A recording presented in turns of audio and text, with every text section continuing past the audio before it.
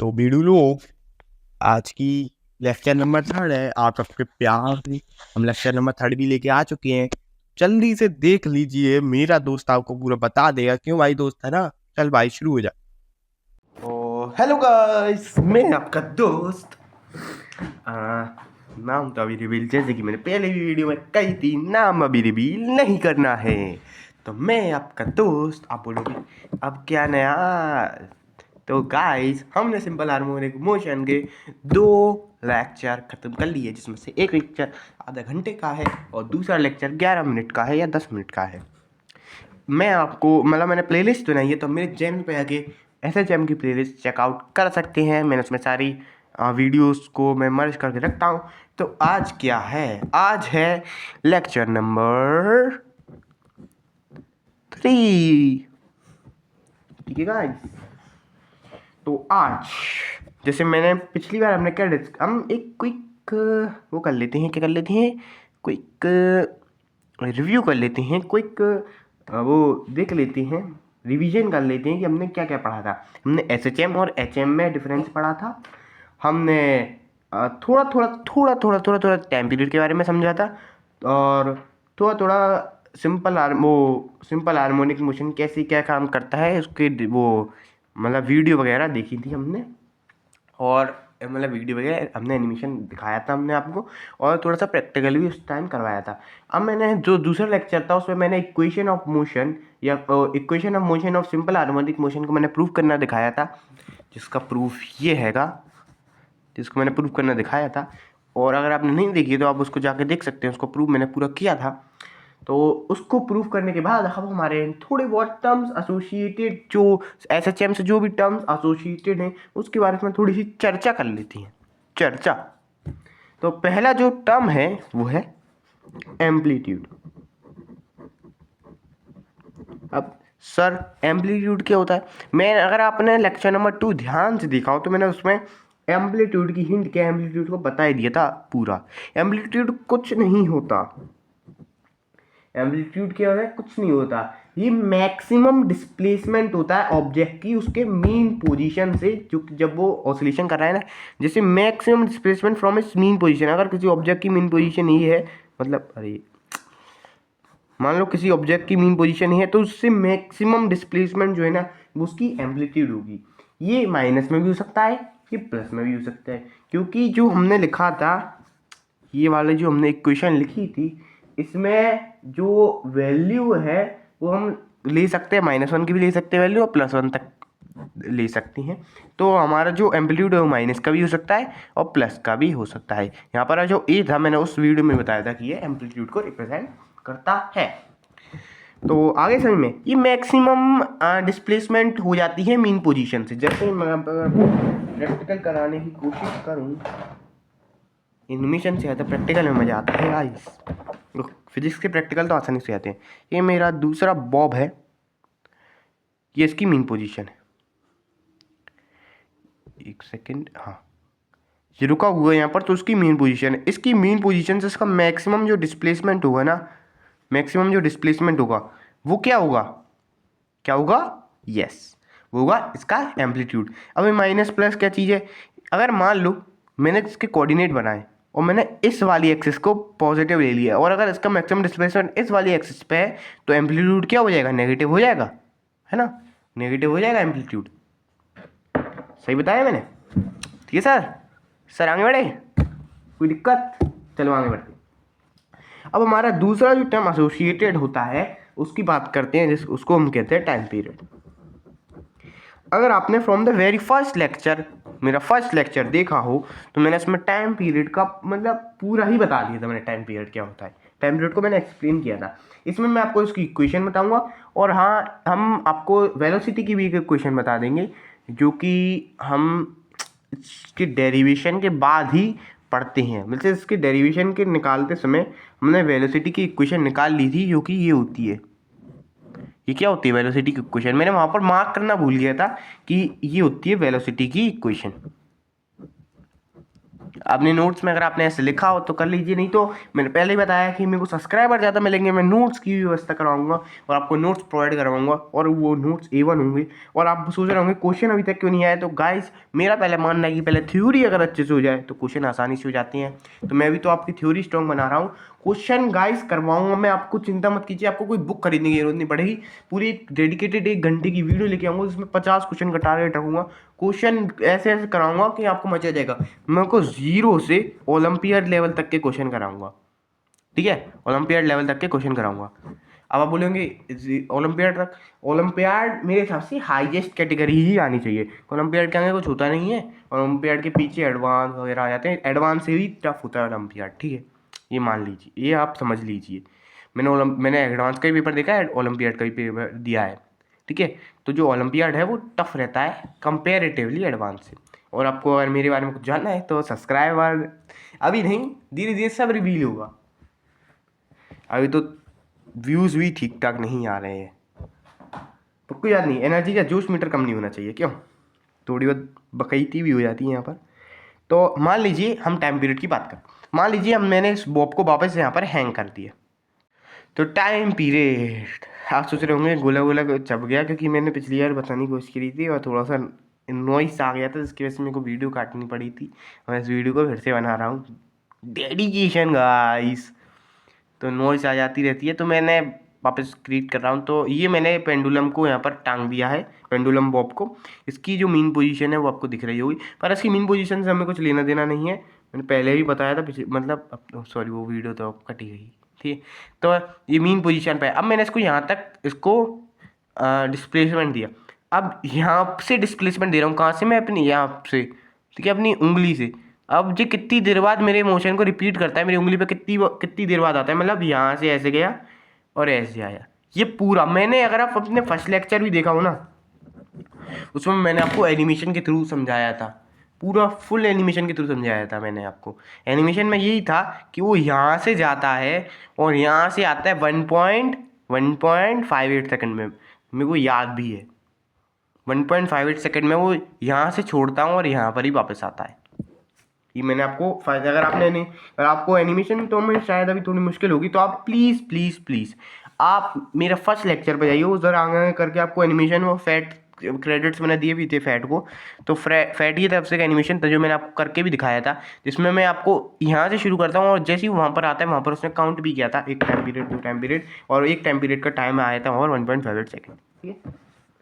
तो time period तो मेरे ख्याल से आपको समझ में आ गया होगा, मतलब जहाँ से वो स्टार्ट हुआ है वो वहाँ पर ही आके अपने जब मोशन रिपीट करता है उस टाइम पीरियड कहते हैं। यहाँ से स्टार्ट हुआ है तो यहाँ से गया, अभी टाइम पीरियड नहीं हुआ, अब 1 टाइम पीरियड वापस गया, 2 टाइम पीरियड वापस गया, 3 टाइम पीरियड, ऐसा, ठीक है।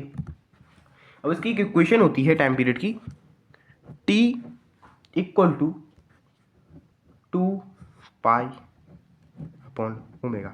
अब कोई फेमस बुक है जिसमें इसका डेरिवेशन भी है, इसका डेरिवेशन मैं करवा सकता हूँ, पर करवा दिया जाएगा डेरिवेशन। अरे यार लाइव है नहीं, लाइव होता तो मैं चैट से पूछता। गाइस 1K सब्सक्राइब जल्दी करो, 1K पे ही लाइव हो सकते हैं हम, यूट्यूब की पॉलिसी है, क्योंकि मेरे पास कंप्यूटर नहीं है, मैं मोबाइल में ही वीडियो शूट करता हूँ, और कंप्यूटर से आप कर सकते हो बिना 1K सब्सक्राइबर के, पर आपके पास अगर मोबाइल है तो 1K सब्सक्राइबर से ही आप लाइव जा सकते हो। तो वो अभी 1K सब्सक्राइबर तो है नहीं, तो मैं अपना ओपिनियन ले लेता हूँ, एक टॉस करके देखता हूँ, मैं टॉस कर लेती है। तो मैं एक काम करूँगा, अभी तो मैं इस वीडियो को कट करके वो वीडियो अपलोड कर रहा हूँ, मतलब नहीं, पहले वाली वीडियो अपलोड करूँगा फिर वाली करूँगा, ठीक है। इस वीडियो को कट कर लेता हूँ यहाँ पर। तो हाँ वो वीडियो शूट हो गई है, आप उसका वेट करना, वो इस वीडियो के बाद आएगी, ठीक है, वो इस वीडियो के बाद आएगी वाली वीडियो,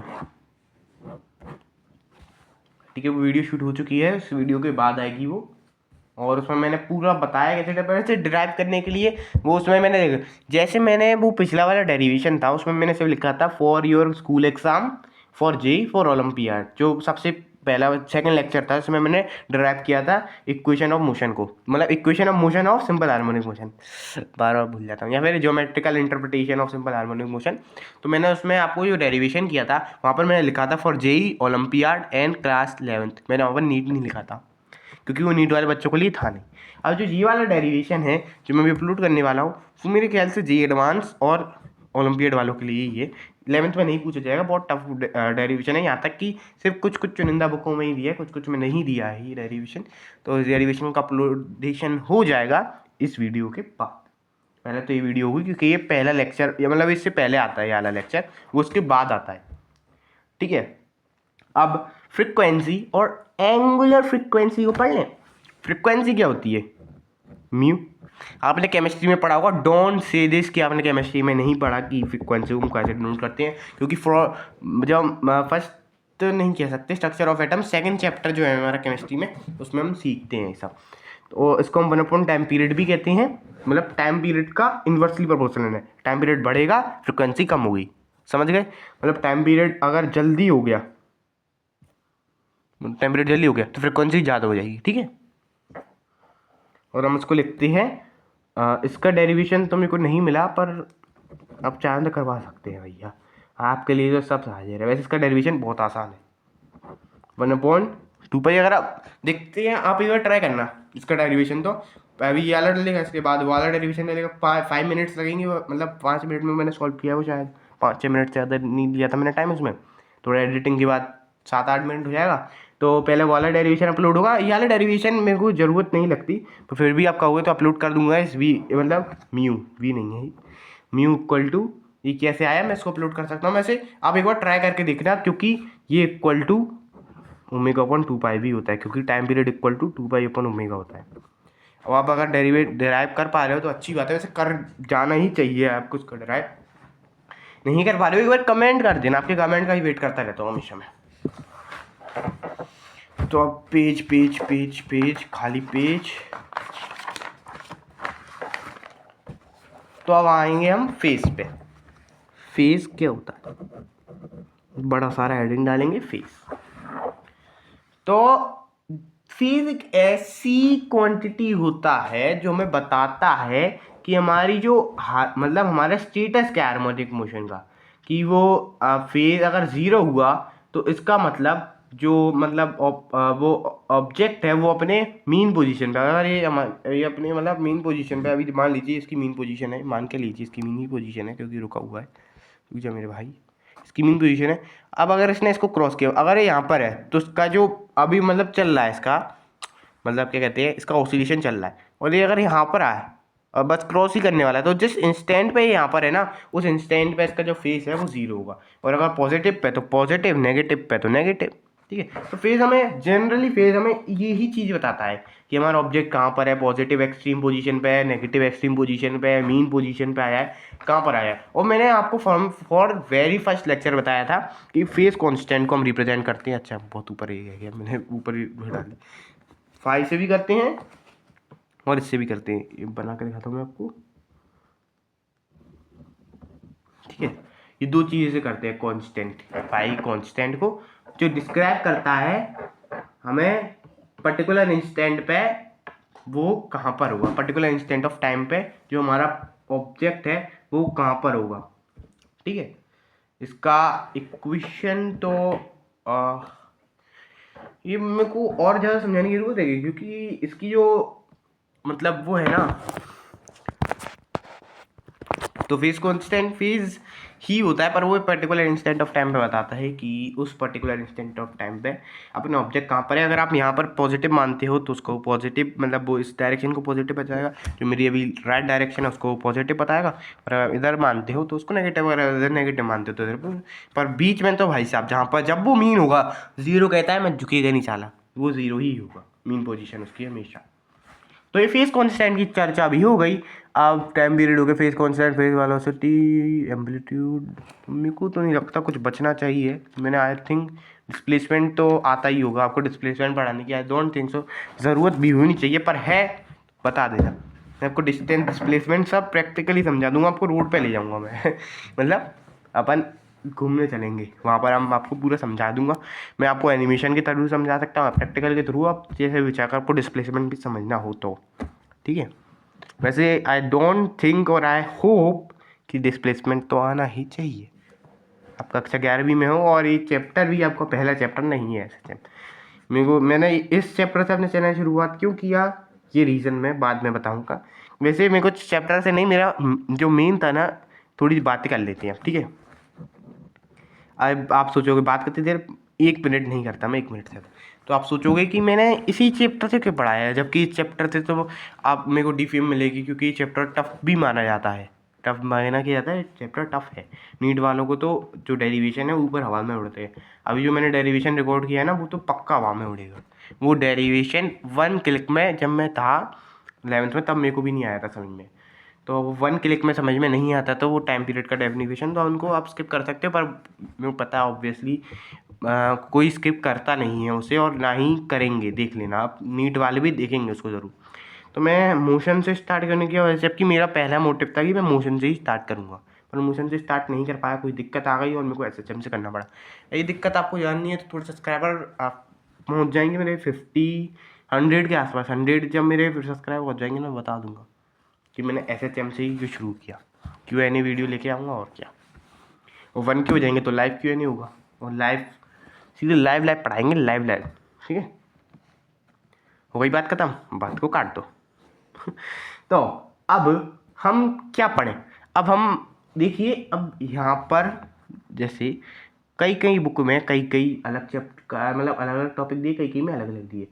जैसे किसी बुक में दिया simple harmonic motion as a projection और सर्कुलेटरी मोशन, और एक में दिया है एनर्जीज ऑफ एसएचएम।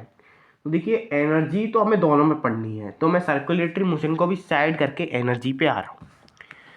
एनर्जी का मैं आपको सिर्फ डेरिवेशन, देखिए मैं पहले बता रहा हूँ, डेरिवेशन की मैं अलग सेपरेट वीडियो डालता हूँ, पर मैं आप एक बार कमेंट कर देना अगर आपको डेरिवेशन की वीडियो के अंदर ही चाहिए, तो हाल की हाल डेरिवेशन भी हो जाया करेगा, और हाल की हाल अपना थ्योरी भी काम भी हो जाया करेगा। और आपको क्वेश्चन अगर, वैसे में वो लगता तो नहीं है, मैं क्वेश्चन बाद में बहुत सारे कराऊंगा, और अगर किसी को क्वेश्चन का करना है तो सिर्फ क्वेश्चन की वीडियो भी देख सकता है रिवीजन के लिए।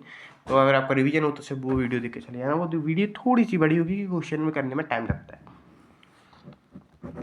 ठीक है। तो मैं अभी एनर्जीज ऑफ एसएचएम पे आ रहा हूँ। मैं अभी circular motion, simple harmonic motion, simple circular motion को बाद में डिस्कस करेंगे। अभी मैं एनर्जीज ऑफ एसएचएम में आ रहा हूँ।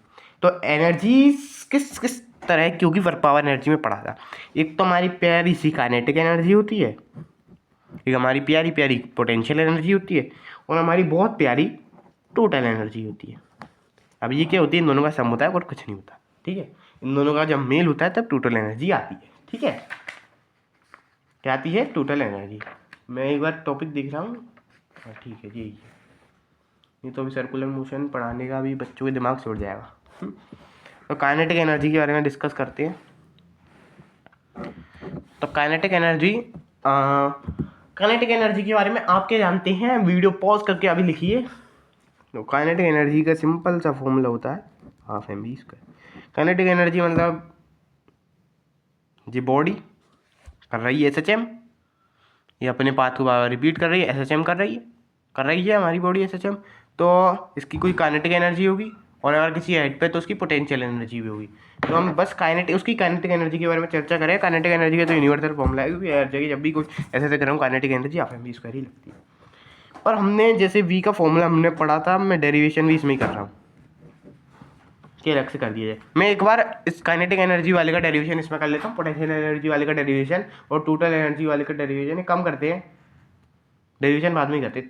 तीन डेरिवेशन हो जाएंगे ना, 3 डेरिवेशन हो जाएंगे, 2 यार, फिर अपने लेक्चर्स का काउंट भी बहुत बढ़ रहा है। मेरा टारगेट था 5 में, 5 में नहीं हो पाएगा, फिर तो ज़्यादा लेक्चर लग जाएंगे। ऑसिलेशन, अभी ऑसिलेशन ही चल रहा है, अगर टारगेट थोड़ा लेक्चर का बढ़ जाता है तो कोई दिक्कत नहीं है। पर एक काम करते हैं, मैं उस वीडियो में ऐड कर दूंगा जिस वीडियो में मैंने प्रीवियस जिसमें मैंने डेरिवेशन ऐड किया था, क्योंकि इसका डेरिवेशन फिर आपको ये कम करते बाद में करेंगे डेरिवेशन, ठीक है। ये भी अगर आप, ये तो आप कोशिश करना मैं कभी ये नहीं कहूँगा क्वेश्चन मत करना, कोशिश करके देखना। इसमें एक तो ये वाला फॉर्मूला लगेगा, एक ये वाला फॉर्मूला लगेगा, ठीक है, कोशिश करना। उसका जो आंसर है, आंसर तो बताऊंगा ही ऑब्वियसली, तो उसका आंसर आता है हाफ के स्क्वायर कॉस स्क्वायर, हाफ के square cos square omega T plus वो फेस कांस्टेंट फाई, जो भी कहना चाहो, ठीक है। और अगर इसमें अगर x 0 हुआ तो हमारी काइनेटिक एनर्जी क्या हो जाएगी, मैक्सिमम। और अगर x प्लस या नेगेटिव हुआ तो काइनेटिक एनर्जी क्या हो जाएगी, 0। ये बहुत इंपॉर्टेंट बात है। अगर x प्लस या माइनस ए हुआ तो हमारी काइनेटिक एनर्जी क्या हो जाएगी, 0। और अगर प्लस ए नहीं हुआ, x 0, तो काइनेटिक एनर्जी होगी हाफ m ओमेगा स्क्वायर ए स्क्वायर। ये कब एप्लीकेबल है, जब हमारा x क्या है, 0, ठीक है। हम सारे टर्म्स तो आपको आते ही हैं, जैसे मैंने सारे टर्म्स आपको पढ़ाए हैं। और एवरेज काइनेटिक एनर्जी का फॉर्मूला होता है हाफ के ए स्क्वायर, ठीक है, ठीक है सर। पोटेंशियल एनर्जी में पढ़ते हैं। तो पोटेंशियल एनर्जी तो आपको बताया हाइट्स पे आती है, पर इधर हम mgh का यूज़ नहीं करेंगे, जैसे हमने वहाँ पर यूज़ किया था ना। आप सोच रहे हो यहाँ पर भी mgh का यूज़ करें, पर यहाँ पर mgh का यूज़ नहीं करेंगे। हम यहाँ पर यूज़ करेंगे F equal to minus D V Y D X. आप कहेंगे ये कहाँ है पोटेंशियल एनर्जी, रुको हुआ। तुमने अगर वर्क पावर एनर्जी पढ़ी है तो वो, हाँ, वर्क पावर एनर्जी में ही बताया जाता है पोटेंशियल एनर्जी ये होती है U इक्वल टू हाफ के एक्स स्क्वायर। अगर कहाँ से नहीं बताएगी तो कहाँ पढ़ रहे हो, हमसे पढ़ो। ऐसे बताया जाता है, और आई होप सबको बताया गया होगा। किसी को नहीं बताया होगा, पूछ लेना अपने टीचर से, बताया जाता है। इसका भी डेरिवेशन चाहिए, इसका डेरिवेशन मैं उसके साथ ही दूंगा, ठीक है। इसका भी डेरिवेशन है, उसमें इंक्लूड कर दिया है हर एक का डेरिवेशन में मैं हर एक चीज़ समझाता हूँ कि किस चीज़ कैसे डिराइव हुई है और कहाँ से आई है, बस इन सबको छोड़ के, क्योंकि ये यूनिवर्सल है। ऐसा कह दिया गया है कि ऐसा होता है। एफ को हम D we by D X लिख सकते हैं, ये एफ की डेफिनेशन है। जैसे हम वी को क्या लिख सकते हैं, मैंने और इसमें मैंने a equal to v d we by D x का भी डेरिवेशन दिया था, जबकि कोई इसका डेरिवेशन देता नहीं है यूट्यूब पे जनरली। मैंने इसका डेरिवेशन दूसरे डेरिवेशन के साथ ही दे दिया था, पता। और जैसे हम बोलते velocity equal to change in displacement upon change in time, इसका कोई डेरिवेशन नहीं है, ये सिंपलेस्ट फॉर्म है, ठीक है। इसका डेरिवेशन था जो मैं दे चुका हूँ, आप सेकंड लेक्चर चेकआउट कर सकते हैं। और इसमें हम इसी सब का यूज़ करके हमारा जो पोटेंशियल एनर्जी का जो फॉर्मूला है, वैसे फॉर्मूले की बात मेरे को बेकार लगती है, आपको लग रहा है फॉर्मूले कर रहा है, मेरे को भी फॉर्मूले बहुत बेकार लगते हैं। फॉर्मूले आई हेट फॉर्मूले। I love numericals, I love theory, I love physics, but फॉर्मूले इज़ द बेसिक। मतलब यहाँ पर आपकी नींव है, तो यहाँ पर आपको फिर तो थोड़े बहुत फॉर्मूले तो आपको याद होने चाहिए। मैं आपको बताऊँ, अगर आप जैसे इसका डेरिवेशन तो मैं आपको दे दूँगा, पर एग्ज़ाम में कोई भी डेरिवेशन लेके नहीं बैठ सकता ना। ओलंपियाड की है तो थोड़ी बात अलग हो जाती है, क्योंकि उसमें डेरिवेशन मेन होते हैं। और आप डेरिवेशन नहीं सीखोगे तो आप ओलंपियाड निकाल नहीं पाओगे, क्योंकि उसमें डेरिवेशन ही थ्योरी बन जाती है। कभी कभी डेरिवेशन के बीच से सवाल आ जाते हैं, ठीक है। तो और अगर आप नीट की हो, इसलिए मैं मना करता हूँ, डेरिवेशन की कोई ज़रूरत नहीं है। आप उस फॉर्मूले को समझ लीजिए, उस फॉर्मूले में क्या क्या क्या है, वो फॉर्मूला ऐसा ही क्यों है, जैसे ऐसा ही क्यों है पोटेंशियल एनर्जी का, तो ये सब मैं समझा दूंगा आपको डेरिवेशन में कि एक्स स्क्वायर क्यों है, के क्यों है, ऐसा ही क्यों है, और कुछ क्यों नहीं है। जैसे हाफ एम बी स्क्वायर ही क्यों है, क्योंकि वो वेलोसिटी पर डिपेंड करती है काइनेटिक एनर्जी। जितनी तेज वेलोसिटी उतनी ज़्यादा काइनेटिक एनर्जी, ठीक है। वैसे ये बताने की ज़रूरत नहीं थी, परम ज्ञान देता हूँ मैं आपको, परम ज्ञान। तो पोटेंशियल एनर्जी का जो काट के जो फॉर्मूला आएगा ना, वो इसका भी अगर हम एवरेज पोटेंशियल एनर्जी का फॉर्मूला लेके तो आएगा हाफ के ए स्क्वायर। बोलोगे सेम बट डिफरेंट, ठीक है। और अगर हम इसकी भी अगर वो रखें, क्या कहते हैं, इक्वेशन, तो उसकी इक्वेशन थोड़ी अगर x 0 होगा तो इसमें पोटेंशियल एनर्जी भी 0 हो जाएगा। वहाँ पर उल्टा था, वहाँ पर x 0 होगा तो काइनेटिक एनर्जी मैक्सिमम था। और इसकी जो अपनी वो है थोड़ी सी अलग है, थोड़ी के पूरी अलग है, ठीक है। इसकी ये है कहाँ भाई अपनी एम डब्ल्यू स्क्वायर स्क्वायर में भाई आप भूल रहा हूँ भाई, नहीं याद आ रहा है, हाँ यही है, ये। आप बेहोश मत हो जाना इतने बड़ी फॉर्मूले को देख के, सब हो जाएगा भाई, सब हो जाएगा। अब ये मैं अपने तो जान दो। और टोटल एनर्जी दोनों को प्लस कर दो भाई, क्या आ जाएगा, क्या आ जाएगा, गैस करो, गैस नहीं करा, मैं गैस कर देता हूँ। हाँ तो इसमें हमने क्या किया, हमने इसका भी क्या आएगा, हाफ के स्क्वायर। फिर कैसे, हमने इसमें काइनेटिक एनर्जी को लिखा है हाफ के ए स्क्वायर माइनस एक्स स्क्वायर, पूरा डेरिवेशन आएगा गाइस। चिंता क्यों कर रहे हो, काइनेटिक एनर्जी को हम ऐसा भी लिख सकते हैं, ठीक है, कैसे लिख सकते हैं, इसका डेरिवेशन मेरे को लग रहा है बहुत आपके लिए जरूरी ही पड़ेगा।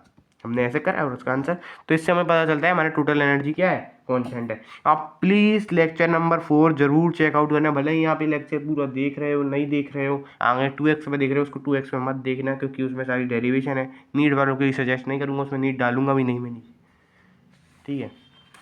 और जो वो है स्कूल की तैयारी कर रहे हैं, वो उसमें मेन मैं टिक कर दूँ। कोई में लिखा है कि एंगुलर सिंपल हार्मोनिक मोशन समझा दो, तो एंगुलर सिंपल हार्मोनिक मोशन में हमें थोड़ा कॉम्प्लिकेटेड रहेगा, और उसके बाद से सीधे सिंपल पेंडुलम दिया है, तो मैं स्प्रिंग सिस्टम पे जाने थोड़ा प्रेफर करूँगा। स्प्रिंग सिस्टम थोड़ा ठीक ठाक है।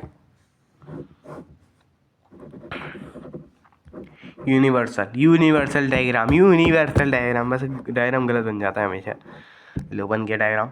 कोई कह सकता है प्रोफेशनल ने नहीं बनाया डायग्राम, ठीक है। तो अब इसमें कई केस होते हैं, इसके कई फॉर्मूले होते हैं। वन शॉट में आपको सिर्फ फॉर्मूले केस मिलेंगे, और केस के हिसाब से ही आपको समझना पड़ेगा कि अगर अच्छा ऐसा हुआ तो क्या हो सकता है, अगर ऐसा हुआ तो आप थोड़ा दिमाग लगाना। अगर हमारा सिस्टम इक्विलिब्रियम कंडीशन में है और हम मास m को डिस्प्लेस करते हैं पॉजिटिव एक्स एक्सिस में, मास m को हम उसको शिफ्ट करते हैं पॉजिटिव एक्सिस में एक्स डिस्टेंस तक, तो क्या आना चाहिए, नॉर्मल वही अपनी टाइम पीरियड आना चाहिए। कोई चेंज जाएगा क्या, नहीं, क्योंकि इसमें केस ठीक है, केस क्या है तो नॉर्मल केस है, तो है ना। उसका डेरिवेशन भी है, डेरिवेशन चाहो तो दे सकता हूँ, हल्का दे देता हूँ मैं डेरिवेशन।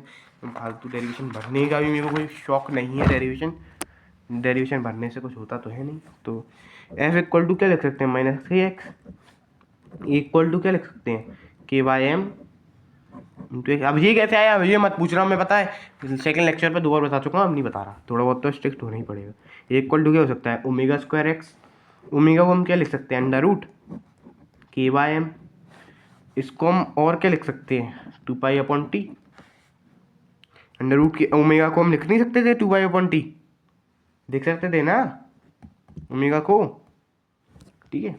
इसको हम क्या लिख सकते हैं, टी को फ्रिक्वेंसी लिख सकते हैं, क्योंकि फ्रिक्वेंसी क्या था, इन्वर्सली प्रोपोर्शनल था, ये था ना, ऐसा था ना भाई, ऐसा था ना, तो टी तो है भाई, तो इसको लिख नहीं सकता क्या मैं, इसको मैं ऐसे डिनोट करूँ या फिर ऐसे डिनोट करूँ, जैसा आप समझे सही, मतलब जैसा आप सही समझे सर।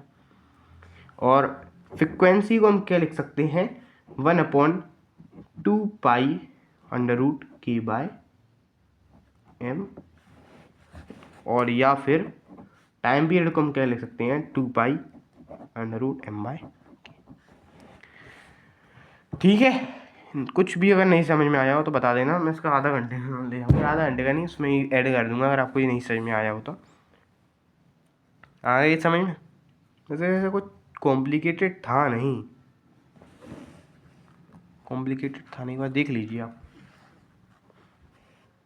1 2 3 4 5 6 7 8 9 10, ठीक है। कैसे, अब कैसे करा था हमने, ओमेगा को क्या रखा था, 2π/t, यहाँ से हमने मतलब 2π/t को हमने क्या कर लिख दिया, ऐसा कर दिया, ये रख दिया हमने 2π/t को, जिसकी कि हमने ओमेगा की जगह रख दिया ऐसे।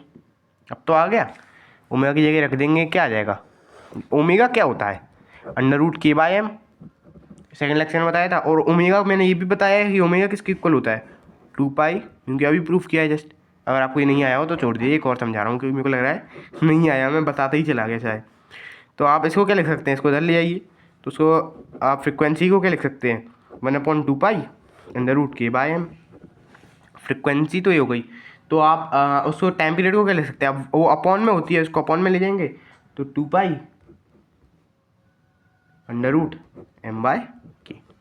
ऊपर ले गए ना, m ऊपर आ गया तो के नीचे आ गया, और अपन को, ठीक है। आ गया होगा आपको सर। सर आ गया। अब आए, मेरे को लग रहा है वीडियो ज़्यादा लंबी हो रही है तो वीडियो को लाइक कर देना, सब्सक्राइब कर देना। अब 1 सेकंड हम अगली बार पढ़ेंगे। मैं भी बहुत थक गया हूँ, थोड़ा पानी पी लो।